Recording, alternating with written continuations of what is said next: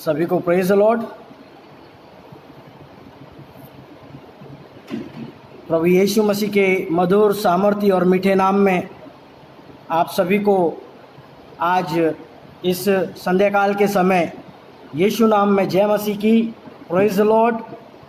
मैं बड़ा खुश हूँ कि आज आपके साथ में कुछ समय परमेश्वर के वचन से बात करने का मौका मुझे परमेश्वर ने प्रदान किया है, दिया है। इसलिए मैं प्रभु को धन्यवाद देता हूँ और प्रभु के नाम की महिमा करता हूँ, प्रभु के नाम को गौरव और सम्मान देता हूँ। और इसके साथ ही साथ मिरेकल चर्च मिनिस्ट्री इंटरनेशनल, इनके वरिष्ठ पास्टर रेवरेंट टाइटस डैनियल और उनके पूरे परिवार का भी मैं आभारी हूँ कि उन्होंने आज की इस उपवास प्रार्थना में हमें मौका दिया है कि हम परमेश्वर के वचनों को आपके सम्मुख में रख सकें, परमेश्वर के कलाम को आपके सम्मुख में रख सकें, क्योंकि परमेश्वर ने अपने नाम से भी ज़्यादा महत्व जो है अपने वचन को दिया है। और ये वचन जो है अति वेग से दौड़ता है, और जब कभी भी परमेश्वर का वचन आता है तो वो ऐसे ही यूं ही नहीं चला जाता, बल्कि वो जिस भूमि पर भी गिरता है वहाँ पर फल लेकर आता है, उस भूमि को उपजाऊ बनाता है। कलाम में लिखा है, तू अपनी रोटी को पानी पर फेंक दे, फिर कुछ दिनों में तू उसे पाएगा, फिर तू उसे प्राप्त करेगा। मैं प्रभु को धन्यवाद देता हूँ इस मिरेकल चर्च मिनिस्ट्री के लिए कि खुदावन ने आपके पास में इतना अच्छा अगुवा दिया है, जो आपकी हर परिस्थितियों में, हर रीति में आपको अगुवाई करते हैं, काउंसलिंग करते हैं। इसलिए मैं प्रभु को धन्यवाद देता हूँ। और आज जबकि उपवास प्रार्थना आपकी शुरू है और उसका पहला दिन है, और पहले दिन में आखिरी सेशन में तीसरे पैर में आपके सम्मुख में परमेश्वर के वचन की ओर अपने ध्यान को हम केंद्रित करने की कोशिश करेंगे। आप जो लोग बने हुए हैं या जो लोग बाद में भी सुनेंगे, आपसे मेरी विनती है, आपसे मेरी प्रार्थना है कि आप संपूर्ण रीति से इसको सुने, क्योंकि परमेश्वर का वचन महान है और हमारे जीवन में काम करने वाला वचन है। तो संपूर्ण रीति से पूर्ण वचन को आप सुने, बीच में से उठकर यहाँ वहाँ न जाएं। अगर आपको कोई काम है तो अभी आपके पास में आपको पानी लेना है, बच्चों को शांत कराना है, तो अभी आपके पास में टाइम है, 1 मिनट का टाइम है, आप बच्चों को बिठाएं, सुनाएं। आज मैं एक विशेष विषय की ओर आपके ध्यान को आकर्षित करना चाहता हूं, ध्यान को केंद्रित करना चाहता हूं, ताकि हम लोग मिलकर परमेश्वर के वचन में कुछ बातों को सीख सकें। उपवास जो है बाइबल में इसका बड़ा महत्व है।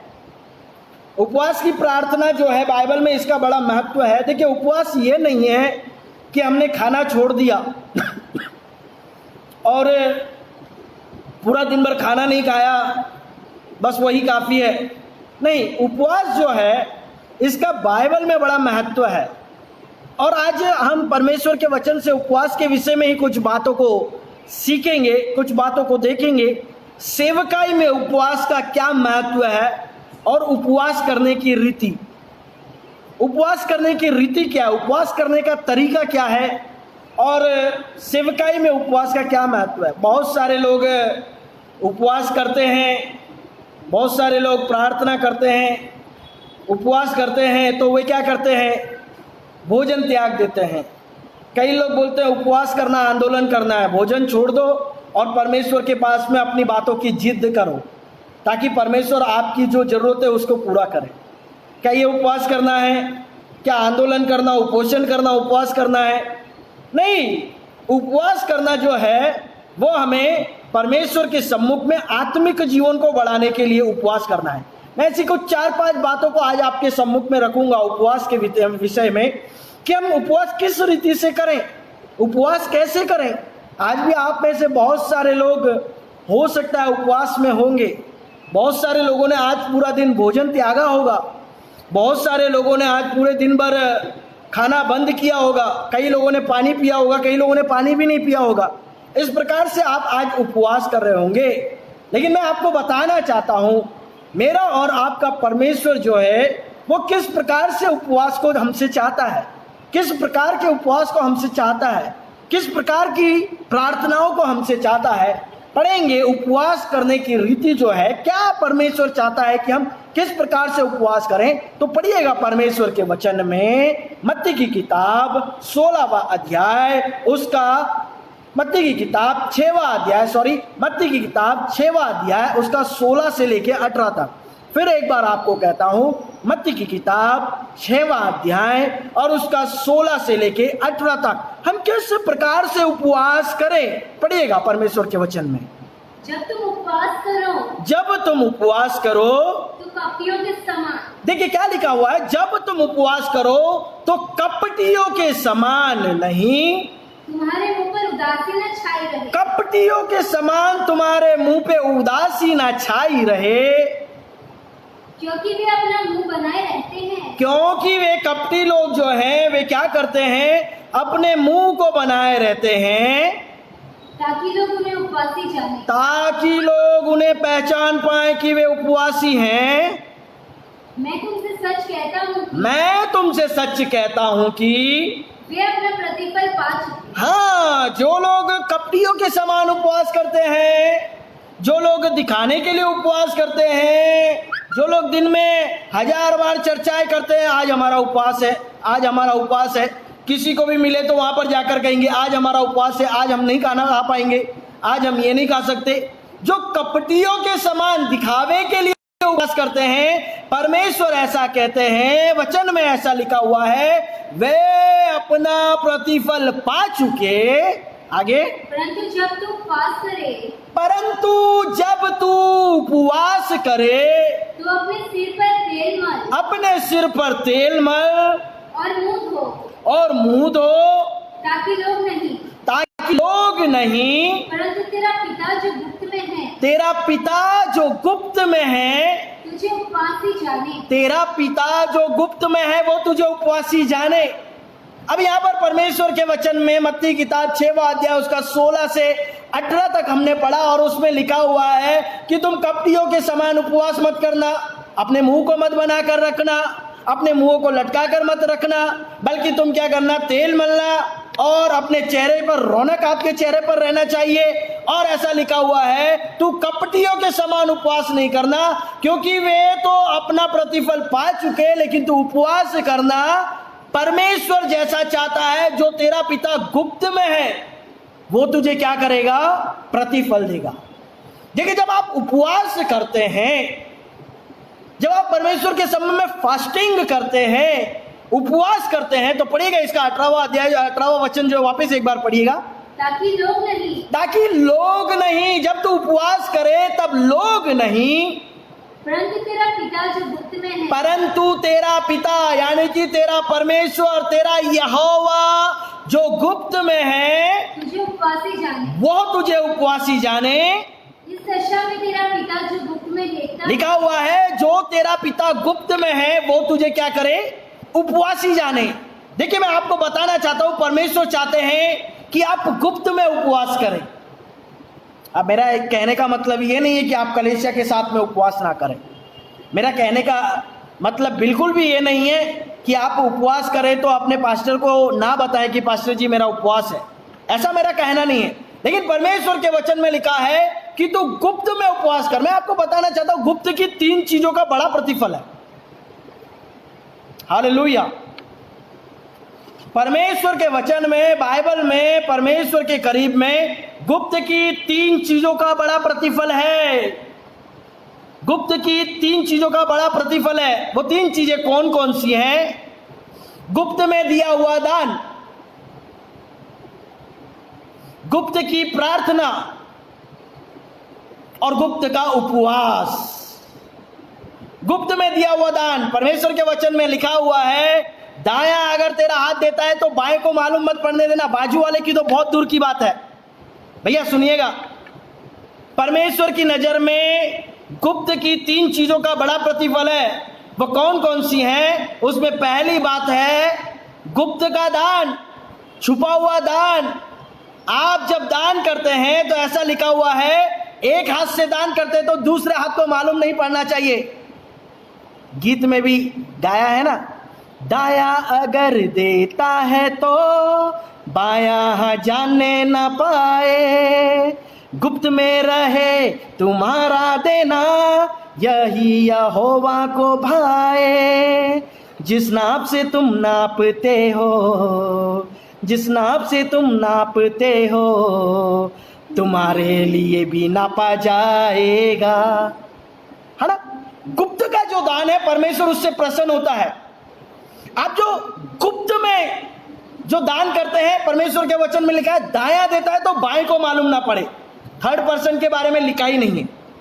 3 बातों के विषय में मैं आपको बता रहा हूं, गुप्त में करने वाली 3 बातें जिनके से परमेश्वर प्रसन्न होता है, जो परमेश्वर को पसंद आती है। पहली बात, गुप्त में किया गया दान। उसके बाद दूसरी बात, गुप्त में की गई प्रार्थना। कलाम में ऐसा लिखा हुआ है, जब तू प्रार्थना करे तो कोठरी में जाना और उसके दरवाजों को बंद कर देना। गुप्त की प्रार्थना। परमेश्वर के वचन में भी ऐसा लिखा हुआ है, तू अपने आप को ज्यादा धर्मी दिखाने के लिए चौराहों पर खड़े रहकर प्रार्थना मत करना। चौराहों पर खड़े होकर प्रार्थना मत करना। परमेश्वर चाहता है आपकी गुप्त की प्रार्थना। परमेश्वर आपकी पर्सनल प्रेयर जो है उसमें बहुत इंटरेस्ट रखता है। आपके परमेश्वर के वचन में जो लिखा हुआ है कि गुप्त में जाना, अपने कमरे में जाना और दरवाजे को बंद कर देना। बहुत सारे लोग क्या करते हैं, पर्सनल प्रेयर करेंगे तो छोटी सी प्रेयर, 1 मिनट की प्रेयर, प्रभु तेरा धन्यवाद, तू तो सब कुछ जानता है, यीशु के नाम में आमीन। मैं आपके चर्च की बात नहीं कर रहा हूं, मैं अलग बात कर रहा हूं। आपके चर्च में तो बहुत अच्छे अच्छे लोग हैं सारे, और जब चर्च में प्रार्थना करने की बारी आती है तो शुरुआत बड़ी बातों से होगी। आदि और अंत, अल्फा और ओमेगा, सारी सृष्टि को बनाने वाले महान अधिवेद परमेश्वर, तेरे कलाम में ऐसा लिखा हुआ है, मेरे परमेश्वर तेरी बातें ऐसी कहती है। क्यों? क्योंकि 100 लोग बैठे हुए हैं, इसलिए क्या है, प्रार्थना में जोर है, प्रार्थना में ताकत है, प्रार्थना में हैवी वर्ड्स हैं, वजनदार वर्ड्स हैं। आप मत मानिएगा, आपके चर्च के लिए नहीं कह रहा हूं, ये मैं अलग जगह की बात कर रहा हूं।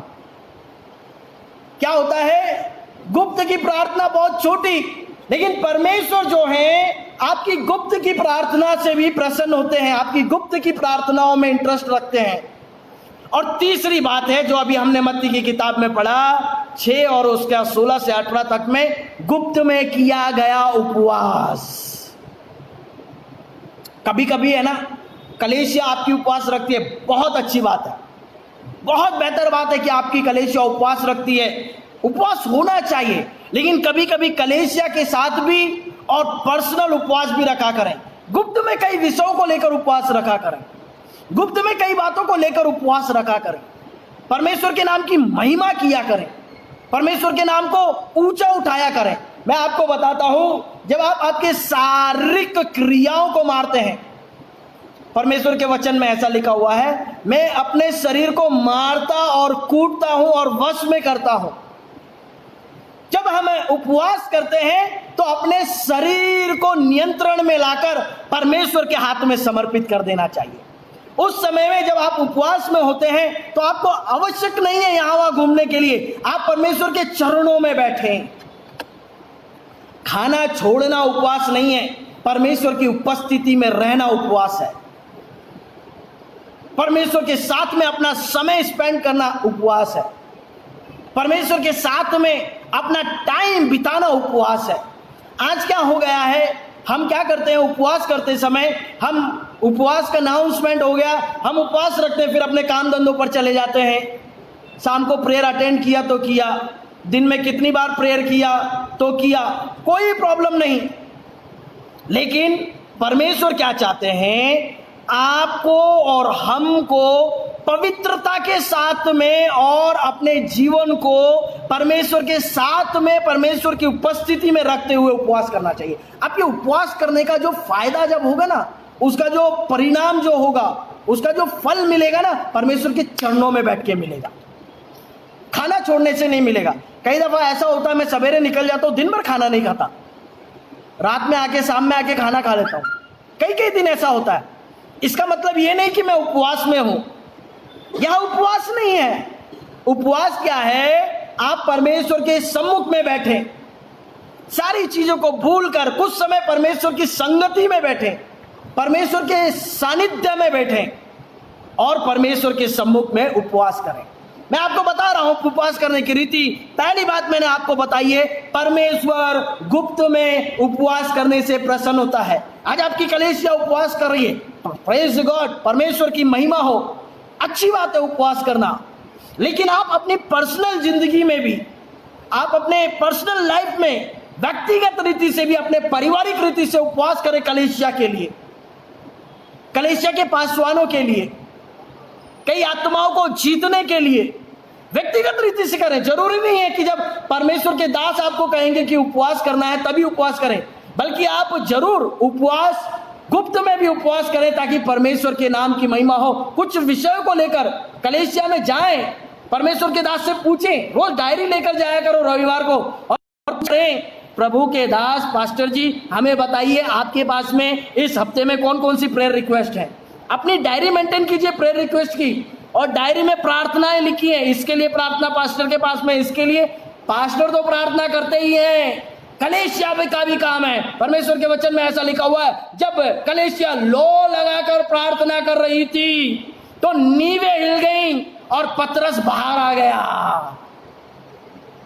परमेश्वर के वचन में लिखा हुआ है, जहां पर 2 या 3 इकट्ठे हो वहां पर मैं मौजूद हूं। एक मन की प्रार्थनाओं को परमेश्वर सुनते हैं। जब परमेश्वर के दास उपवास में प्रार्थना कर रहे हैं तो आपका काम है बोलना, पूछना, पास्टर जी बताइए हमें जो चर्च में 3 दिन की प्रार्थना रखी गई है इसका विषय क्या है, उपवास का विषय क्या है, सब्जेक्ट क्या है, उपवास रखने का कारण क्या है। उन नोट कीजिए, उन बातों को लिखिए और प्रार्थनाओं में परमेश्वर के दासों के साथ में रहिए ताकि इन उपवासों का अच्छा परिणाम हमारी जिंदगियों के अंदर हो। पहली बात मैंने आपको आज बताई, उपवास हम कैसे करें, तो उपवास गुप्त में करें। फिर दूसरी बात को हम पढ़ेंगे परमेश्वर के वचन में, योएल की किताब 1 अध्याय उसका 14वां पद, योएल 1:14। उपवास का दिन ठहराओ। अब लिखा हुआ है उपवास का दिन ठहराओ, महासभा का प्रचार करो, महासभा का प्रचार करो, पुरनियों को बुलाओ, वरन देश के सब रहने वालों को भी अपने परमेश्वर यहोवा के भवन में इकट्ठा करके उसकी दुहाई करो। हालेलुया। अब दूसरी बात की ओर मैं अपने रुख को करना चाहता हूं, दूसरी बात की ओर अपने ध्यान को केंद्रित करना चाहता हूं।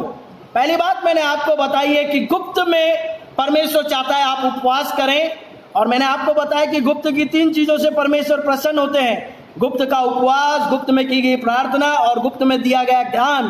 परमेश्वर इससे प्रसन्न होता है। अब दूसरी बात मैं आपको बताने जा रहा हूं जो आपको मिल रही है, योएल की किताब 1 अध्याय और उसका 14वां पद, और उसमें ऐसा लिखा हुआ है कि उपवास का प्रचार करो। पढ़िएगा एक बार, फिर से पढ़ेंगे। उपवास का दिन ठहराओ, उपवास का दिन ठहराओ, महासभा का प्रचार करो। अब दूसरी बात जो हम देख रहे हैं वह यह है कि उपवास गहरी अभिलाषा के साथ में होना चाहिए। आपकी अभिलाषा होना चाहिए। चर्च में अनाउंसमेंट हो गया है उपवास करना है, इसीलिए उपवास नहीं करना है, बल्कि आपकी गहरी अभिलाषा उसमें होना चाहिए। और वचन में योएल में ऐसा लिखा हुआ है, उपवास का दिन ठहराओ और महासभा का प्रचार करो, पुरनियों को देश के सब रहने वालों को भी, देश के सब रहने वालों को भी अपने परमेश्वर यहोवा के भवन में इकट्ठा करो, अपने परमेश्वर यहोवा के भवन में इकट्ठा करो। आपकी गहरी अभिलाषा होना चाहिए उपवास के पीछे। हम उपवास क्यों कर रहे हैं उसका रीजन होना चाहिए। परमेश्वर के वचन में ऐसा लिखा हुआ है, दौड़ते तो सभी हैं, इनाम वही ले जाता है जो सही रीति से दौड़ता है। अब देखिए, आपका हर काम करने के पीछे कोई पर्पस होना चाहिए, उद्देश्य होना चाहिए, अभिलाषा होना चाहिए। परमेश्वर के वचन में ऐसा लिखा हुआ है कि गहरी अभिलाषा के साथ उपवास का दिन ठहराओ, पुरनियों को बुलाओ, देश के लोगों को बताओ। अब गहरी अभिलाषा होना चाहिए। कई दफा क्या होता है, हमारा उपवास जो है ना वो सांसारिक चीजों के लिए अधिक हो जाता है। बहुत सारे लोग, एक पास्टर ने उपवास रखा 40 दिन की उपवास प्रार्थना, एक प्रभु के दास ने 40 दिन उपवास प्रार्थना किया और प्रार्थना का विषय है यूएसए मुझे जाना है, अमेरिका जाना है, उसका मुझे वीजा मिल जाए, इसके लिए उपवास किया। एक पास्टर ने प्रार्थना उपवास किया, उसको बड़ी कार चाहिए थी, इसके लिए उपवास किया। कई लोग सांसारिक बातों के लिए बहुत 40-40 दिन उपवास कर रहे हैं। मैं ऐसा नहीं कहता कि आप मत कीजिए, मैं किसी के विरोध में नहीं हूं। आप उपवास करेंगे, परमेश्वर चाहेंगे तो परमेश्वर आपको अमेरिका, ऑस्ट्रेलिया, न्यूजीलैंड, जहां जहां भेजना आपको भेजेंगे। आपको कौन सी गाड़ी चाहिए, मर्सिडीज चाहिए, क्या चाहिए, परमेश्वर देंगे। हमारा परमेश्वर कर सकता है। लेकिन अधिकतर अब हमारी उपवास प्रार्थनाओं के पीछे के उद्देश्य जो है वो सांसारिक हो चुके हैं। हमारी उपवास प्रार्थनाओं के पीछे के उद्देश्य जो हैं सांसारिक हो चुके हैं। हम उपवास जब करते हैं, हमारी अभिलाषा यही रहती है कि मुझे कुछ प्राप्त हो जाए।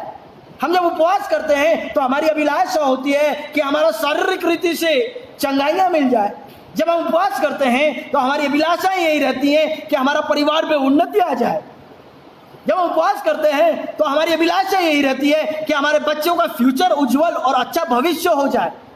ये सब चीज होना चाहिए, इसमें कोई दो राय नहीं, कोई बुराई नहीं है। लेकिन जब आप उपवास करते हैं तो मैं चाहता हूं या हम ऐसा कभी उपवास करते हैं कि हमारा आत्मिक जीवन बढ़ जाए, हमें पवित्र आत्मा के दान मिले, हम परमेश्वर के राज्य में सहभागी हो पाए, हम कई आत्माओं को जीत पाए, हम कई लोगों को सुसमाचार सुना पाए। हमारी अभिलाषाएं ऐसी हैं क्या? परमेश्वर चाहते हैं हम जब उपवास करते हैं गहरी अभिलाषा के साथ में करें, और हमारे उपवास का विषय आत्मिक भी होना चाहिए। हालेलुया। हमारे उपवास का विषय आत्मिक भी होना चाहिए। कहीं आना जाना, ये खरीदना, बच्चों की अच्छी पढ़ाई, एजुकेशन, ये एक पार्ट है हमारी जिंदगी का। परमेश्वर के वचन के अंदर, भजन संहिता की किताब के अंदर ऐसा लिखा हुआ है, तुम्हारी आयु के दिन 70 तो है, बल के कारण 80 भी हो जाए, लेकिन ये शरीर क्या होगा, एक दिन खत्म हो जाएगा। मेरे भाई, मेरी बहन, इस स्थान से आज मुझे सुनने वाले या बाद में सुनने वालों, मैं आपको मसीह यीशु के स्मरण रखकर आपको एक बात बताना चाहता हूं। नासरी यीशु मसीह के सम्मुख में आपको एक बात बताना चाहता हूं। आपकी संसारिक अभिलाषाएं कभी खत्म नहीं होंगी। आपकी संसारिक अभिलाषाएं मृत्यु के साथ में इस पृथ्वी पर खत्म हो जाएंगी। अगर आपने आत्मिक जीवन को बढ़ा कर रखा है, अगर आपने परमेश्वर के दान और वरदानों को प्राप्त कर रखा है, अगर आपने आत्मा के 9 फलों को प्राप्त करके रखा है, अगर आप अन्य भाषाओं को बोलने वाले हैं, अगर आप घंटों प्रार्थनाओं को करने वाले हैं, अगर आप आत्मिक रीति से परमेश्वर के राज्य में काम करने वाले हैं, सुसमाचार सुनाने वाले हैं, कई लोगों के चंगाइयों के लिए प्रार्थना करने वाले हैं, अपने घुटनों पर आकर घुटनों को काले करने वाले हैं, अपने जीवन के अंदर परमेश्वर को प्रथम स्थान देने वाले हैं, तो परमेश्वर आपके जीवनों के अंदर इस बार भी, इस जिंदगी में भी आपको आशीषित करेंगे, और स्वर्ग राज्य में भी आपके लिए परमेश्वर अच्छा जगह रखते हैं। स्वर्ग भी आपके लिए खुला हुआ है। हालेलुया। क्या कोई हालेलुया कह सकता है? परमेश्वर की नाम की महिमा जो करना है, गहरी अभिलाषा के साथ में उपवास करना है, और उपवास करते समय आपके, हमारे उद्देश्य जो हैं, अभिलाषाएं जो हैं, वह आत्मिक होना जरूरी है। आत्मिक रहना बहुत जरूरी है। गाड़ी, बंगला, मोटर, कार आपको चाहिए, नो प्रॉब्लम, कोई प्रॉब्लम नहीं है, लेकिन आपका उद्देश्य यही नहीं है। वो लोग अब आगे हैं जो लोग इसी जीवन में कुछ इच्छा को रखते हैं। बहुत सारे लोगों को परमेश्वर के वचन में ऐसा लिखा हुआ है, ऐसे लोग अब आगे लोग हैं जो इसी जीवन में परमेश्वर की, इसी जीवन में कुछ इच्छाओं को रखते हैं। अरे मुझे और आपको परमेश्वर ने ये जीवन दिया है, केवल ये जीवन इसीलिए नहीं दिया है कि यहाँ पर रहकर ऐश मौज करें, खाएं, कुछ चीजों को बटोरें, प्राप्त करें। नहीं, इसके बाद में अनंत जीवन हमको मिलने वाला है। जब आप उपवास में हैं, जब आप प्रार्थना में हैं तो अपने आत्मिक जीवन को बढ़ाएं, अपनी आत्मिक अभिलाषाओं को बढ़ाएं, आपके सामर्थ और अभिषेक को प्राप्त करें। परमेश्वर का रसूल पौलुस कहता है, मैं अपने दान वरदानों को चमकाता हूं।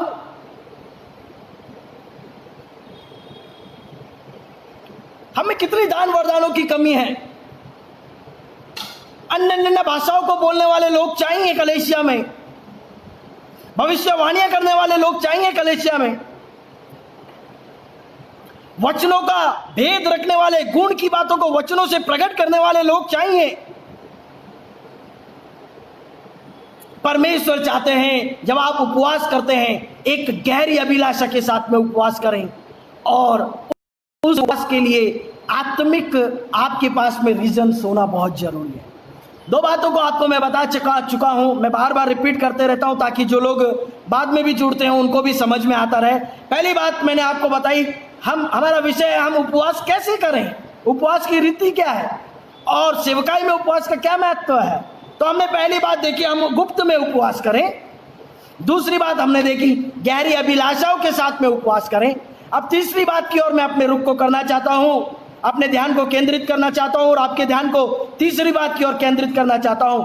मेरे साथ में आप निकालिएगा भजन संहिता की किताब, भजन संहिता की किताब 35वां अध्याय और उसका 13वां पद।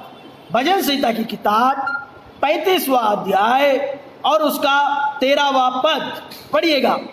जब वे रोगी थे तब तो मैं टाट ऐसा लिखा हुआ है, जब वे रोगी तब मैं क्या किया, टाट पहने रहा। अब ये जो टाट है ना, टाट पहनना मतलब एक गोनी के समान पहन लेना, ये दीनता को दर्शाता है, ये नम्रता को दर्शाता है, ये नम्रता को दर्शाता है, दीनता को दर्शाता है। अब तीसरी बात मैं आपके सम्मुख में रख रहा हूं, जब आप उपवास करते हैं तो कैसे करें। पहली बात गुप्त में करें, दूसरी बात गहरी अभिलाषा के साथ में करें, और तीसरी बात आप जब उपवास करते हैं तो अपने आप को नम्र और दीन कर कर परमेश्वर के पास में आए। आप भूल जाइए आप कौन हैं, आप भूल जाइए आपके पास में क्या है, आप भूल जाइए आप कितने पढ़े लिखे हैं, आप भूल जाइए आपकी डिग्रियां कितनी हैं, आप भूल जाइए आपने आत्मिकता में कितने सारी डिग्रियों को प्राप्त किया है, आप भूल जाइए आप बाइबल कॉलेज पढ़े हुए हैं, आप भूल जाइए आपके पास में BD, MD, PD, TTH, GTH, BTH जितनी डिग्री है, इनको भूल जाइए। आप अपने आप को छोटा कर लीजिए, अपने आप को दीन कर लीजिए, अपने आप को शून्य कर लीजिए और परमेश्वर के पास में आइए।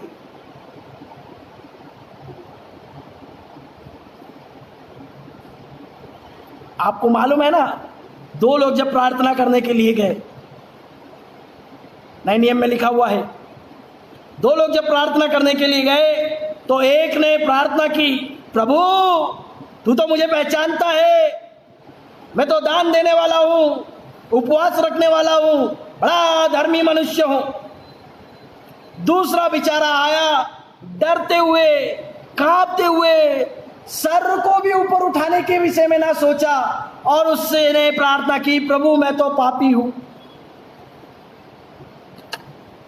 दोनों में से किसकी प्रार्थना सुनी गई? जो दीन था, जो नम्र था।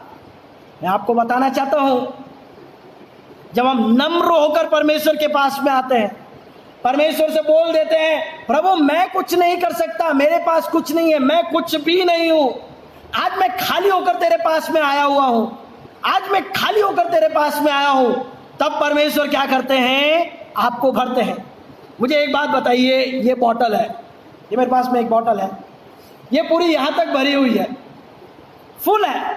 अब इस बॉटल में मैं और पानी डालूं तो पानी इसके अंदर जाएगा या बाहर जाएगा? पानी इसमें जाएगा नहीं, क्योंकि ये बॉटल क्या है? पूरी रीति से भरी हुई है। पूर्ण रीति से ये बॉटल क्या है? भरी हुई है। भाई जब हम भरे हुए हैं ना, तो परमेश्वर अपनी बरकतें आपके पास में कैसे भेजे? जब हम ऑलरेडी हमारे पास में भरे हुए हैं, हम एटीट्यूड में हैं, हम बहुत सारी बातों में हैं, हम सोचते हैं कि मैं अच्छा गा सकता हूं, हम सोचते हैं कि वाह मैं तो अन्य भाषा के 2-3 शब्द बोल लेता हूं, हम सोचते हैं कि हम ये कर सकते हैं, तब परमेश्वर हमको कैसे भरे? परमेश्वर चाहते हैं जब आप उपवास में हैं, उपवास कर रहे हैं, तो इन 3 दिनों में परमेश्वर आपसे चाहते हैं कि आप दीनता के साथ में परमेश्वर के पास में आए। उसे कहें परमेश्वर मैं कुछ भी नहीं, मेरे हाथ में कुछ भी नहीं है प्रभु, आज मैं अपने आप को खाली कर कर, छोटा कर कर, नम्र कर कर तेरे पास में आया हूं पिता, तू मुझे भर दे।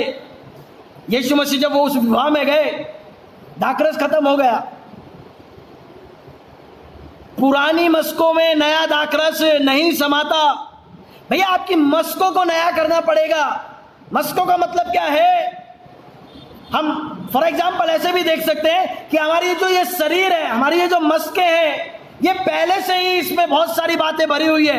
एटीट्यूड भरा हुआ है, घमंड भरा हुआ है, बुराइयां भरी हुई है, जलन भरी हुई है, ईर्ष्या, जलन, क्रोध, घमंड, अहंकार, लोभ, लालच, व्यभिचार, गंदे काम, लीला, क्रीड़ा, ऐसी बहुत सारी बातें हमारे जीवनों के अंदर अगर भरी हुई हैं, तो परमेश्वर अपने आत्मा के 9 फल कैसे आपको देगा? परमेश्वर आपके जीवनों के अंदर पवित्रता की बातों को कैसे डालेगा?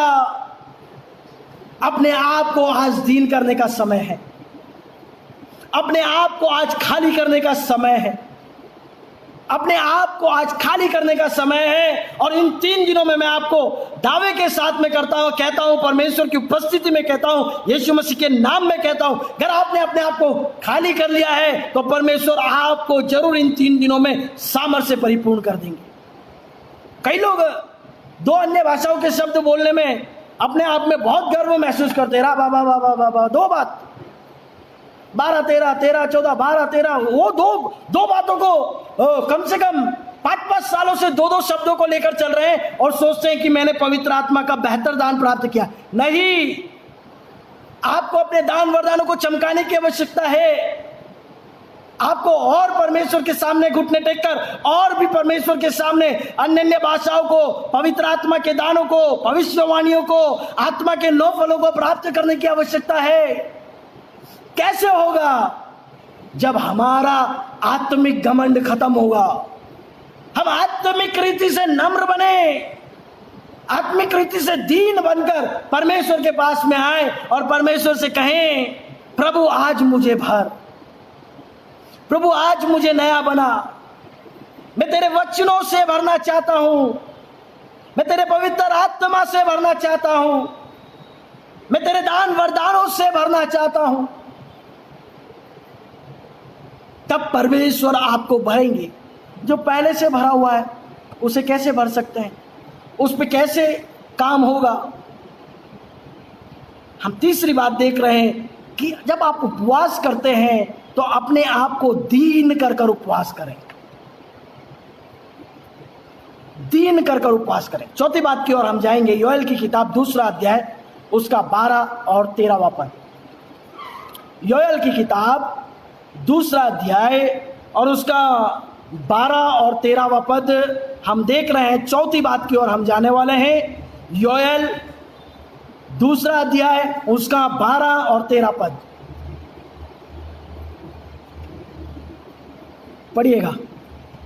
तो भी यहोवा की यह वाणी है, तो भी यहोवा की यह वाणी है, अभी भी सुनो, अभी भी सुनो, उपवास के साथ रोते पीटते, उपवास के साथ रोते पीटते हुए, अपने पूरे मन से फिरकर, अपने पूरे मन से फिरकर मेरे पास आओ, परमेश्वर के पास आओ। अपने वस्त्र नहीं, अपने वस्त्र नहीं, अपने मन ही को फाड़ो, अपने मन को फाड़ो, अपने परमेश्वर यहोवा की ओर फिरो, और अपने परमेश्वर यहोवा की ओर फिरो। चौथी बात हम पढ़ रहे हैं, ऐसा लिखा हुआ है कि तुम अपने आप को परमेश्वर के पास में लेकर आओ और अपने वस्त्रों को नहीं बल्कि अपने दिलों को फाड़कर, अपने मनों को फाड़कर परमेश्वर के पास में आओ। अब चौथी बात जो है वो ये है कि जब हम उपवास करते हैं तो आप संपूर्ण समर्पण के साथ में उपवास करें। हालेलुया। लिखा हुआ है जब हम उपवास करें तो संपूर्ण समर्पण के साथ में करें। और ऐसे योएल की किताब 2 और उसका 12-13 में ऐसा लिखा हुआ है, अपने वस्त्रों को नहीं बल्कि अपने दिलों को फाड़ कर आओ। आजकल जब हम उपवास करते हैं तो हमारे पास में चर्चा का विषय होता है कपड़े। उपवास की प्रार्थना है व्हाइट कपड़ा पहनना चाहिए। उपवास की प्रार्थना है क्या पहनकर जाऊं। उपवास की प्रार्थना है पवित्र दिखना चाहिए, क्या कपड़े पहनकर जाना है, इस विषय के ऊपर बहुत जोर होता है। मैं आपको बताना चाहता हूं नासरी यीशु मसीह के नाम में कि परमेश्वर के वचन में लिखा हुआ है, परमेश्वर आपसे चाहते हैं कि जब आप उपवास करते हैं तो आप संपूर्ण समर्पण के साथ में उपवास करें। और लिखा हुआ योएल की किताब में कि अपने वस्त्रों को नहीं बल्कि अपने मनों को फाड़कर परमेश्वर के पास में आए। मैं आपको बताना चाहता हूं, आप परमेश्वर के करीब में जब कलीसिया में आते हैं, जब उपवास में परमेश्वर के साथ में रहते हैं, तब आप कौन सी गाड़ी में आए हैं, आप क्या पहनकर आए हैं, आपने कितने हजार की साड़ी पहनी है, आपने कितने हजार का शर्ट पहना है, आप किसके बाजू में बैठे हैं, आपने कोट टाई पैंट पहना है या नहीं पहना है, इन सारी बातों के ऊपर परमेश्वर इंटरेस्टेड नहीं है। इन सारी बातों के ऊपर परमेश्वर इंटरेस्टेड नहीं है। परमेश्वर चाहते हैं हम अपना समर्पण करें, चाहे आपने फटे हाल हो। अच्छे कपड़े पहनना कोई गलत बात नहीं है, अच्छे से रहना कोई गलत बात नहीं है, लेकिन मैं आपको बता रहा हूं कि उस पर ही आपका ध्यान केंद्रित ना हो, उन्हीं बातों की ओर हमारा ध्यान केंद्रित ना हो, बल्कि ऐसा लिखा हुआ है कि अपने मनों को फाड़कर। परमेश्वर आपके कपड़ों में, आपकी गाड़ी में, आपके बंगले में, आपके बहुत सारे पैसों में इंटरेस्टेड नहीं है। परमेश्वर आपके दिलों में इंटरेस्टेड है, परमेश्वर आपके मनों में इंटरेस्टेड है। परमेश्वर चाहते हैं कि आपका सच्चा समर्पित हृदय परमेश्वर चाहते हैं, आपके पवित्र दिल परमेश्वर चाहते हैं। अपने वस्त्रों को नहीं, अपने मनों को फाड़कर परमेश्वर के पास में। आपके मन में परमेश्वर क्यों इंटरेस्टेड है मालूम है? क्योंकि परमेश्वर चाहते हैं, क्योंकि कलाम में ऐसा लिखा हुआ है, धन्य हैं वे जो मन के शुद्ध हैं, वे परमेश्वर को देखेंगे। कौन? धन्य हैं वे जो मन के शुद्ध हैं, जिनके मन अच्छे हैं, वे क्या करेंगे? परमेश्वर को देखेंगे। भाई, परमेश्वर को देखने के लिए हमको वस्त्र अच्छे होने की आवश्यकता नहीं है, हमारे कपड़े अच्छे रहने की आवश्यकता नहीं है। परमेश्वर को देखने के लिए हमारा दिल साफ करने की आवश्यकता है। और इसीलिए चौथी बात हम देख रहे हैं, जब हम उपवास करते हैं तो संपूर्ण समर्पण के साथ में उपवास करें। आपका दिल जो है, आपका मन जो है ना, वो समर्पित हृदय चाहिए परमेश्वर को, कपटी मन नहीं चाहिए। परमेश्वर के वचन में लिखा हुआ है कि वो मनों को जांचने वाला परमेश्वर है। हम मुंह से बहुत अच्छे अच्छे वचन बोल सकते हैं भाइयों बहनों, हम मुंह से बहुत अच्छी अच्छी बातें बोल सकते हैं, लेकिन परमेश्वर हमारे दिलों को जांचते हैं, परमेश्वर हमारे मनों को जांचते हैं। समर्पण, आपके शारीरिक समर्पण को नहीं चाहते हैं। कई दफा, सॉरी मैं थोड़ा सा आपके सम्मुख में बोल रहा हूं, कई दफा क्या होता है, हम देखते हैं बाजू वाला घुटने पे तो हम भी घुटने पे आ जाते हैं, हम भी घुटने पर आकर नीचे सर कर प्रार्थना करने लगते हैं। दिखावा नहीं चाहते, आपके शरीर का दिखावा परमेश्वर को नहीं चाहिए। कोई जोर से ताली बजा रहा है तो हम भी जोर से ताली बजाना शुरू कर देते हैं। परमेश्वर आपके इन सब कामों को नहीं चाहता। आप तालियां बजाते हैं, घुटनों पर आते हैं, बहुत अच्छी बात है, परमेश्वर आपको आशीषित करे, परमेश्वर आपको उन्नत करे, लेकिन परमेश्वर चाहते हैं कि आप दिल के साफ हो, क्योंकि वो बाहरी रूप को नहीं, आपके मनों को जांचने वाला परमेश्वर है,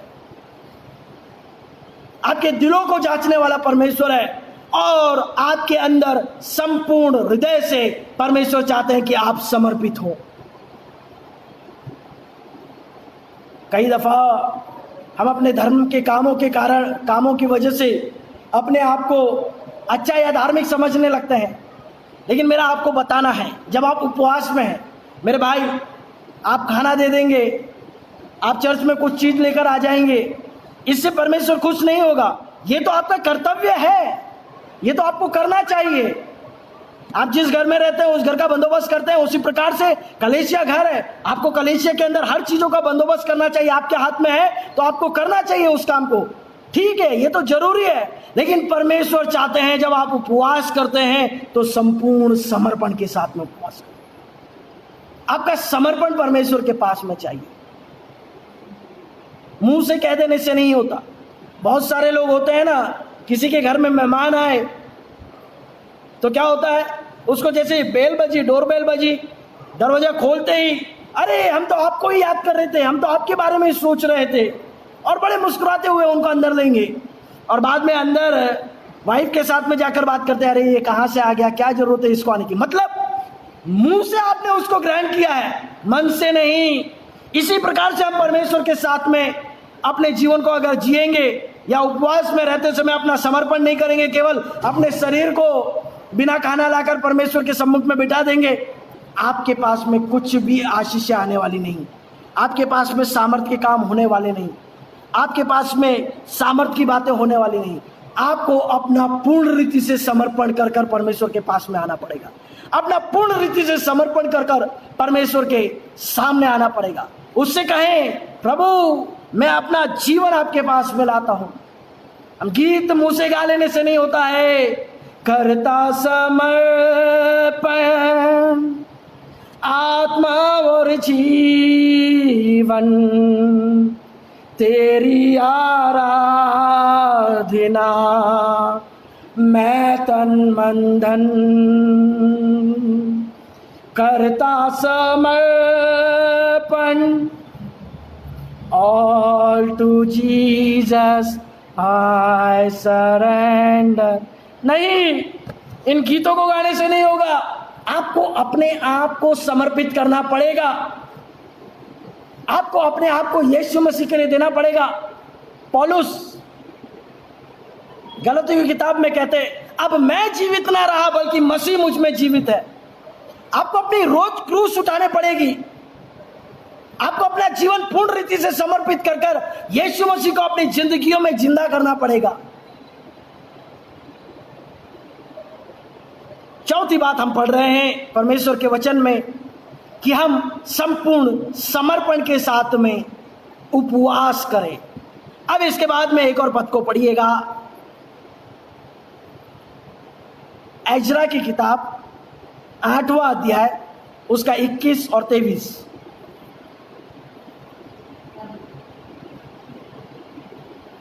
21 और 23, 8 का 21 और 23।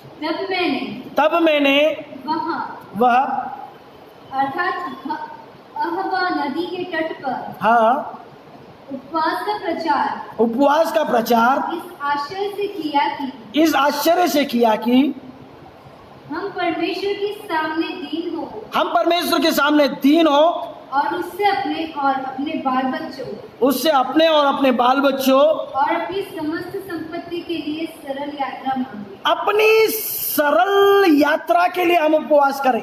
भाई आप सेवकाई में है ना, आपके जीवन में सरल यात्रा चाहते हैं ना, तो आप क्या करें, उपवास करें। सेवकाई के सफर में सुरक्षा के लिए, आपके इस जीवन में सुरक्षा के लिए आपको उपवास करना आवश्यक है। 5वीं बात हम पढ़ रहे हैं कि हम उपवास क्यों करें, सेवकाई में उपवास का क्या महत्व है और उपवास करने की रीति। पहली बात हमने पढ़ी कि गुप्त में उपवास हो, दूसरी बात हमने पढ़ी गहरी अभिलाषा के साथ में उपवास हो, तीसरी बात हमने देखी कि दीन होकर उपवास करें, चौथी बात हमने देखी कि संपूर्ण समर्पण के साथ में उपवास करें, और 5वीं बात देख रहे हैं कि हम सेवकाई के सफर में सुरक्षा के लिए, अपने इस 70-80 साल के जीवन की सुरक्षा के लिए नियमित रूप से उपवास को करें, प्रार्थनाओं को करें, उपवास को करते रहें। यहां पर लिखा हुआ है हम अपने बाल बच्चे और अपने आगे के सफर के लिए उपवास को करें। जब आप उपवास करते हैं तब परमेश्वर आपकी सुरक्षा करते हैं। हालेलुया। परमेश्वर आपको अपने स्वर्गदूतों के पैरों में लगाए रखते हैं। परमेश्वर आपके जीवन के हर क्षण में, हर क्षेत्र में परमेश्वर आपके साथ में रहते हैं।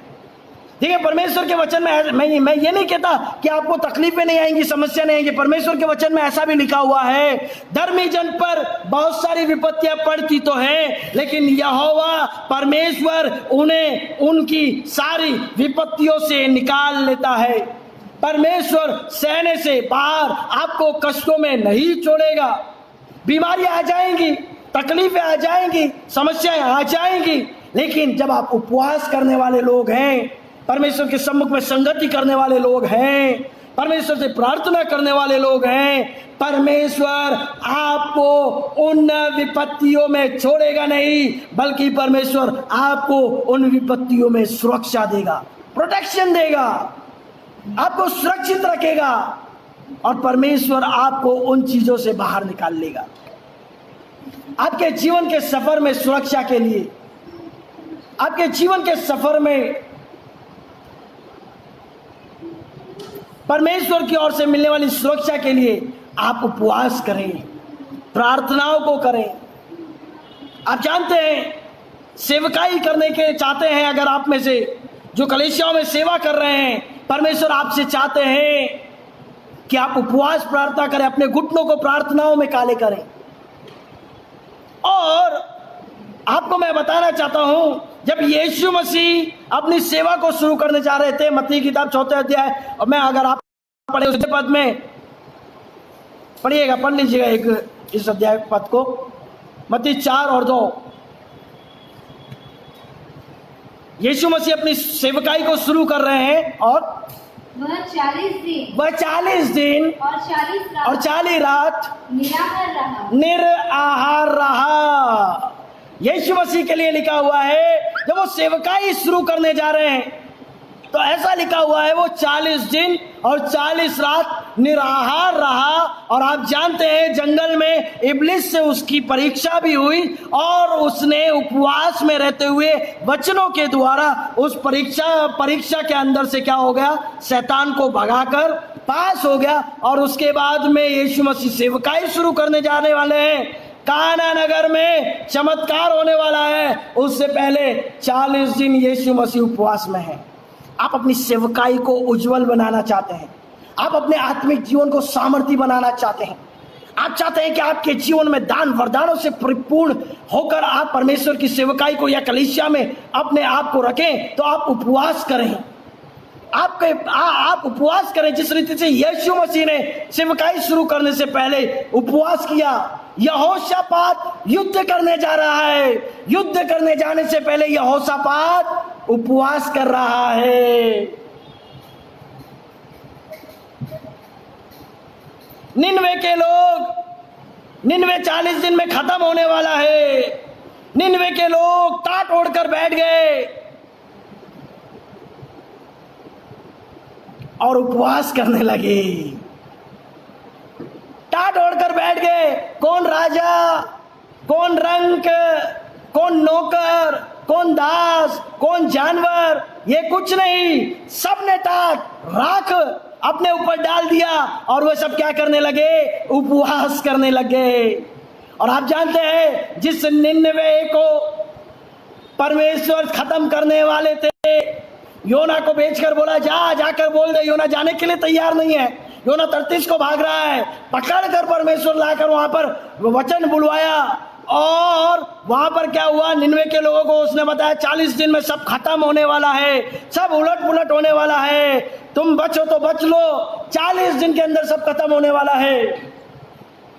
और 40 दिन उन्होंने परमेश्वर के सम्मुख में अपने जीवन को लेकर आ गए, प्रार्थनाएं करने लगे, रोने लगे, टाट ओढ़ने लगे।